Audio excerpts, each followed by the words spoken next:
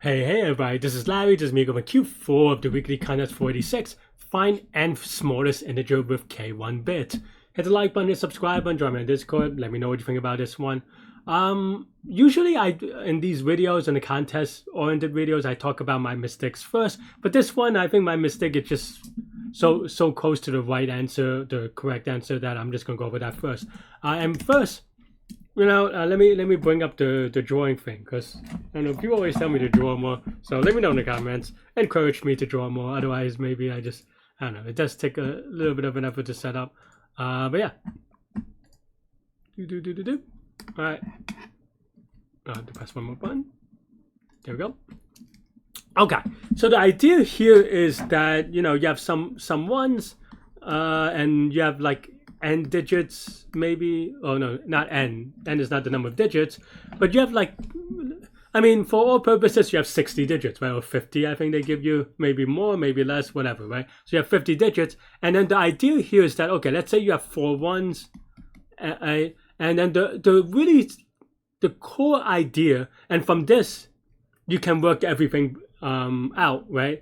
This is, I for Q4s and hard prompts, my number one question is my thought process, right?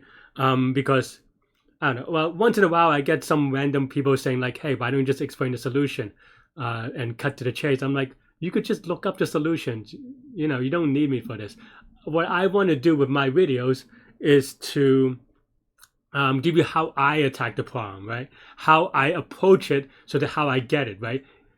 Knowing the solution is not the same as solving the problems, right? It's just like me knowing the basketball game score doesn't mean that I played basketball. Those are two different things. You don't get better at solving problems by listening to solutions. I mean, maybe you do get slightly better, especially in the beginning, because in the beginning, for Q1s and Q2s and Q3s, maybe to an extent, all you have to do is know the solution, memorize it. Whether you're doing it intentionally or not, you're memorizing the solution, and then you are just like spitting it back out. But that doesn't work anymore for harder problems. For sometimes for Q4 it does, because I don't know, the problem setters or whatever.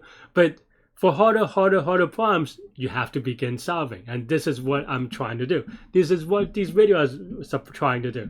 If that's not you, that's okay. Watch another video. Watch ones that are for beginners. That's fine. You can do whatever you like. But anyway, my apologies for a little bit of a rant, but people leave these comments a lot in my videos, and I'm just like, I think you just like not really, Okay. Anyway, but the core idea, and which is why like, when I talk about this video later on in the live portion, I was just very upset with myself, honestly, because I saw this idea immediately. It was something that I knew what to do, because, well, I mean, there are a couple of things that I kind of skip ahead a little bit, and some are very obvious, like it can go up to 2 to the 50, so you're obviously not trying one at a time, right? Even 50 choose 25, if you don't, which is a big number. It's not. It's too big to try one at a time, right? Just to be clear. So you can't brute force anything like that. Obviously, this is Q4. Well, I guess that's not always obvious. Leetcode's weird, but so you can't do it that way, right? So then the question is, and this is kind of has some basis on some like digit DP, and you certainly can solve this with digit DP, by the way, but that's not my thought process for this one. My thought process for this one is that, okay, one digit at a time, and let's pretend there's 50 of these. I'm not going to go over all of them. I mean, I'm not going to draw out 50 blank spaces, but let's just you're going to look at the first digit, right? Well, then I just ask myself a simple question. If the first digit is a 0, and let's just say, yeah, in this case, we have 4 ones, right? If the first digit is 0, so okay, let me step back for a second. So the first digit, right? It could be a 0 or it could be a 1, right? Then the question is, well, if the first for the first digit is 0, how many possibilities are in the rest of the numbers, right? And the reason why I say it that way is because if our n, the number that we're looking for, if that n, we're trying to figure out if it's in this half or in this half, right? And whatever number this is, and it's not actually symmetric, by the way. And what I mean by that is that there could be some maybe and we'll go over the actual formulas and stuff later, but let's say there's X numbers that begin with the first digit 0. It's not true for 1 is equal to X, right? Because there's 1 fewer 1 for the rest of the numbers, which I know I'm only pointing out because a lot of times it is symmetric, or there is some symmetry that you can exploit for different things, and some people may jump to it and make this mistake. Because I say this because I made this mistake sometimes too, right? But I just want to point it out. But anyway, the thing is that, okay, let's say there's an X from 0 to 1, and then maybe let's just say Y from where the first digit is 1, right? That means that in this coordinate system, in this numbering system, 0 to X, like 0 as in all 0, it technically cannot be all zeros because it has to have ones, but you get what I mean. In this case, it'll actually be 0, 0, 1, 1, 1, 1, like 4 ones and a lot of zeros in between. So that's the first number to,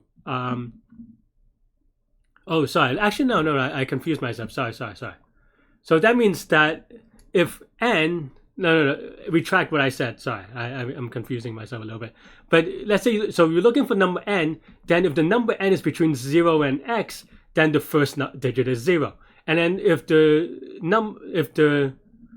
n is in between x plus 1 to y, then n is, the first digit is 1, right? Hopefully this makes sense, right?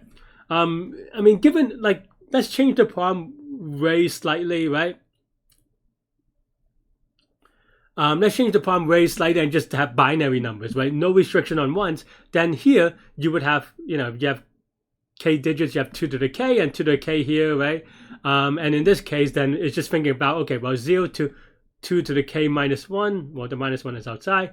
It's going to be 0 digits, the first one, 2 to the k to 2 to the k plus 1 minus 1, it's going to be with 1 in the side, right? So it's a similar logic of like, or maybe even, this is for binary numbers. Oops. This is for binary numbers, right? Like a very similar dumb problem would be, okay, given a digit, given a base 10 number, give me the 15th number, right? And of course, the number is just going to be 15 or 14, depending on if you want it to be 0 indexed or not, but that's an easy fix, right? So it's 14, right? So like the 100th number is going to be 99. And using this analogy, the first way to think about it, that, okay, well, now we have the first digit could be 1, 2, 3, 4. I'm just going to dot. This is a lot to write. And then you go, okay, well, we're looking for the 100th number. Well, okay, let's just say we're looking for 192, right? Well, then here, what happens if the first digit is 0?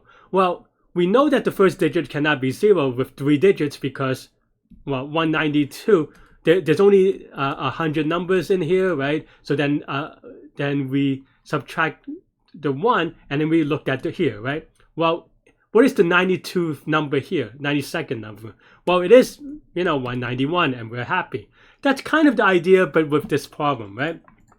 And with the problem that now, in this particular problem, we are restricted by the number of ones, right? So here we go 0, here we go 1, and I might have messed that up, the number of spaces, but you have the number n, and you try to figure out this 0 and 1, right? So then all we have to do is just try to figure out, well, how many things are there, right? Well, let's just say there are 7 spaces or 7 digits left. Remember, you don't count this one because, it begins with a 0. If there's 7 digits left, and there are 4 ones left, then it is just, and this comes to a combinatorial thing where it is simply 7 choose 1, right? How do I write this again? Right, or what am I writing? 7 choose 4, sorry. Confusing myself, also because of the lines. Okay, 7 choose 4, right?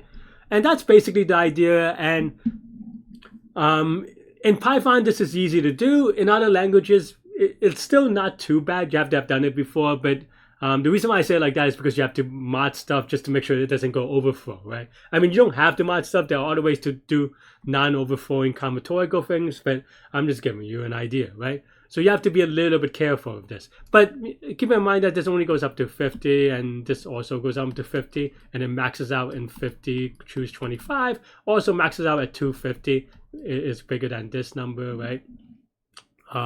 So those are kind of things that, you think about. But of course, you cannot implement this straightforward because 50 factorial is going to overflow, and that's all I'm saying.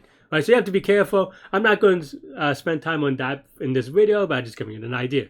And that's basically it, though, is that once you have this, then now we just figure out, okay, one digit at a time, whether this number n, the input, it's in the first half or the second half. If it's first half, then we figure it out, and then we calculate the rest of the digit, right? The second digit is 0 or 1, and then we just do the math here and so forth. And that's basically it. Before I go over the code, I just want to say I spent about 10 minutes on this problem, and honestly, I got this immediately, but I did it wrong.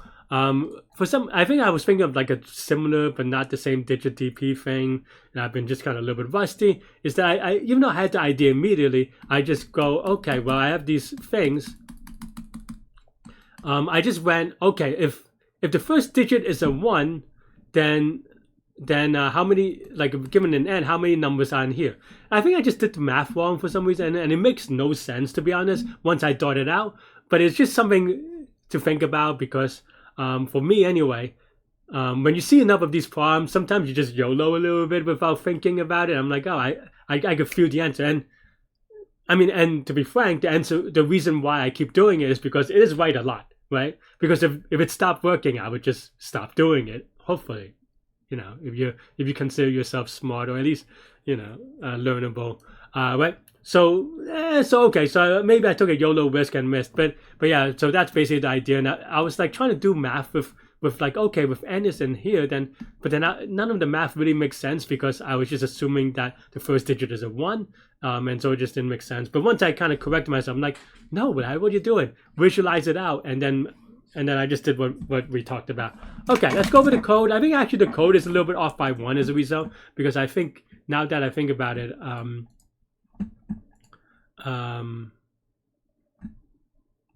yeah. But that's it. Yeah, it's a very short code. I like to make things 0 indexed, so I do it by 1. I just go by 60 because I actually don't know. I just want to make sure that I don't know, I'm not like off by 1 on like, if I choose 50, maybe I need 51 for some reason because of the way that I wrote my code or something. So yeah. Yeah.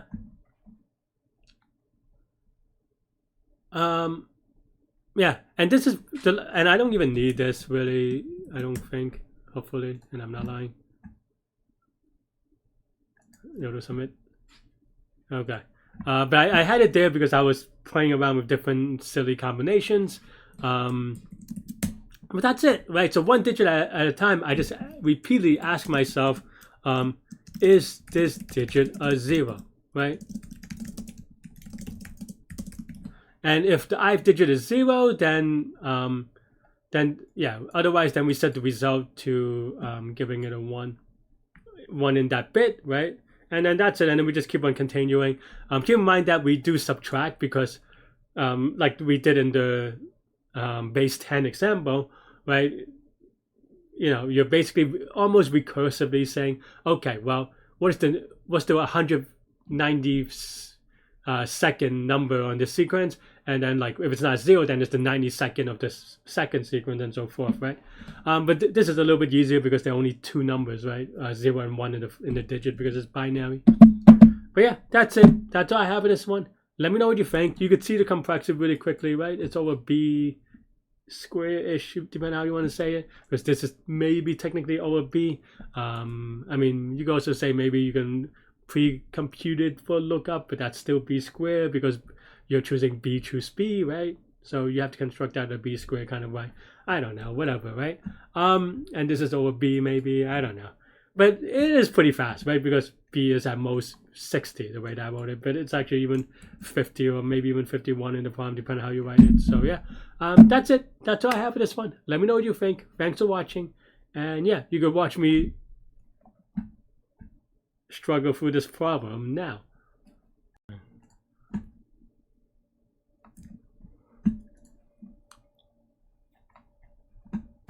2 to the 50.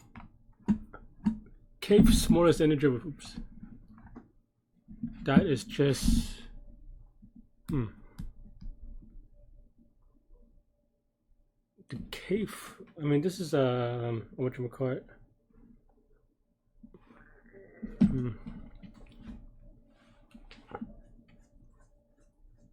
Should be pretty straightforward, but basically, I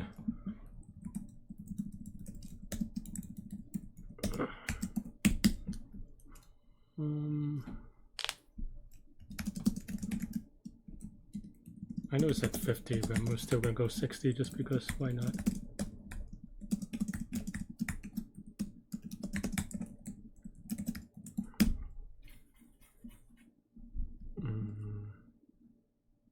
What's 50? Choose 25. It's small enough to fit in Python anyway. Okay, so then now, if k is greater than equal to 2, okay, so what do we want? We want ones left. So, no. Oh wait, nth smallest. I'm confusing the numbers. So nth smallest number. So okay, so n k is equal to 1. If n is greater than or equal to, so we put a 1 here. Then we have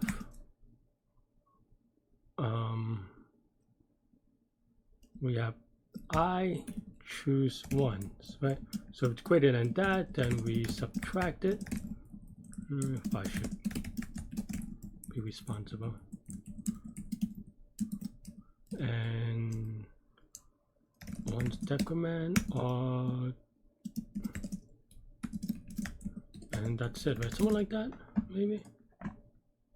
10 and 8. Okay, that's not quite right. Am I off by 1? 3. What's 3 again? 3 smallest number of 1 thing.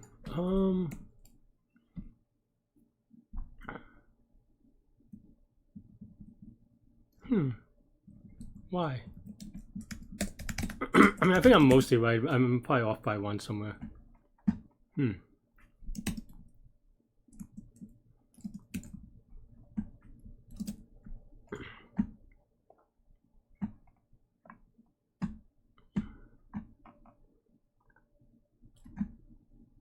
N is greater than C. No, that's right. So then 4, right?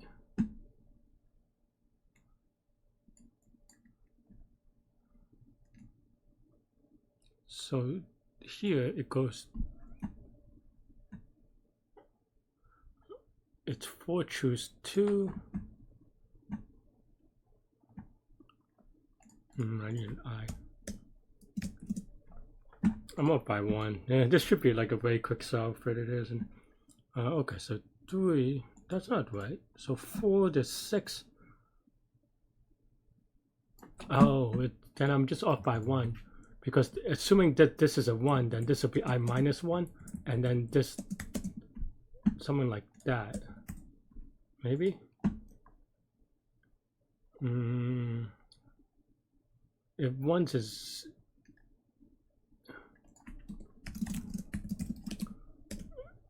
And then we're done, whatever.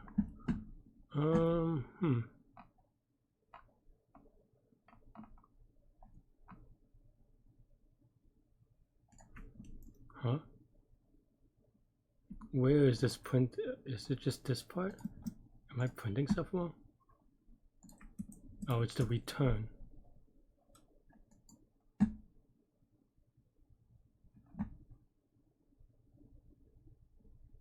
Huh? It doesn't even return anything. Okay, once it's 1. What? Man, this should be dumb. Like, I should be done. Did I not? Okay, so 3, 1, 59, 1. Then we go. The 1 is.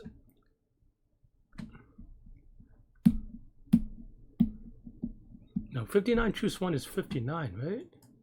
Oh, because it's choose 0. Because if we take it, then it's all zeros. So then we're done. So there's only one way.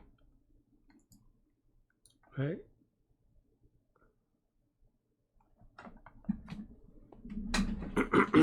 Man, today I am dumb.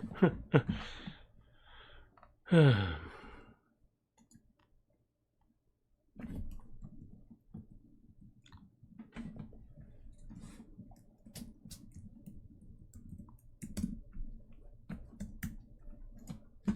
don't know why I'm wrong on this.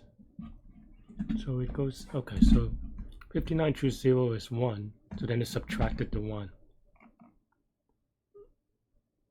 Nth number, is this? Oh, and this is off by 1 anyway. But,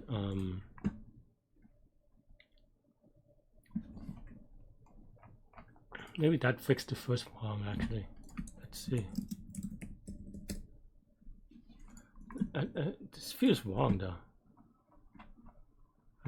Well, there's even more wrong when it doesn't show you anything. 8, 4. I mean, it's right for this one, but why is it choosing 8 for the part 1?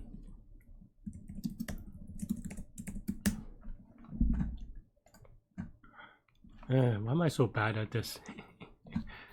Okay, so we have we want the third number.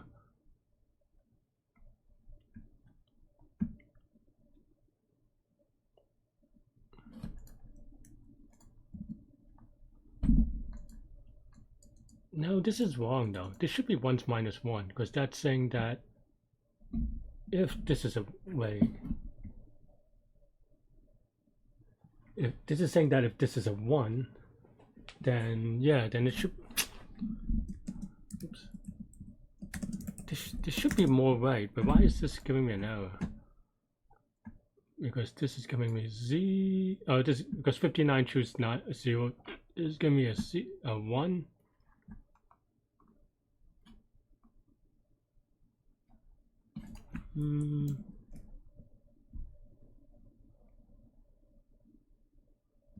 Is that right? Am I going nuts? No. Why am I off by 1? It should be a simple thing. Today I'm just struggling. Okay. Let's see. So 1s is the number of k's. A number of 1s. They're just called 1s, really.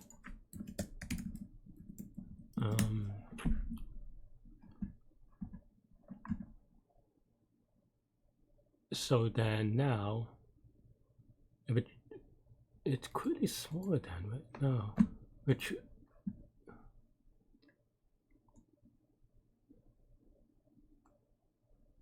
I don't get it. Wait, what is N and what is C?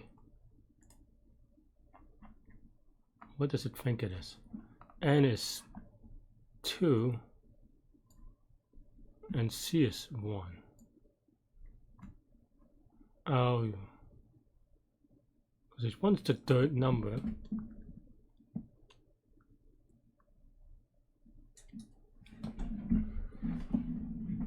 Am I doing this wrong? I guess my logic is just wrong actually. Because basically if you put a 1 there, how many other ways are there? What is the math? The math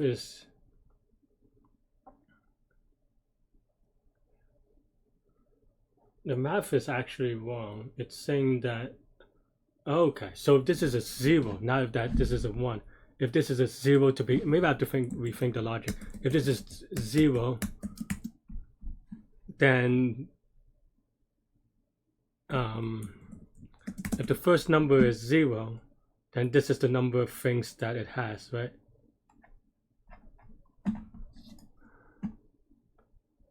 So maybe I was Uno reversal. Okay, And I think now we're just off by, because if this number is 0,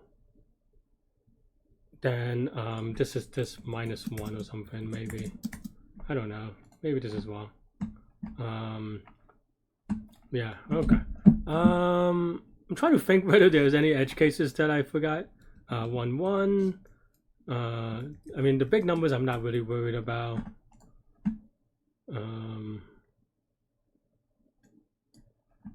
Oh, maybe that's too big.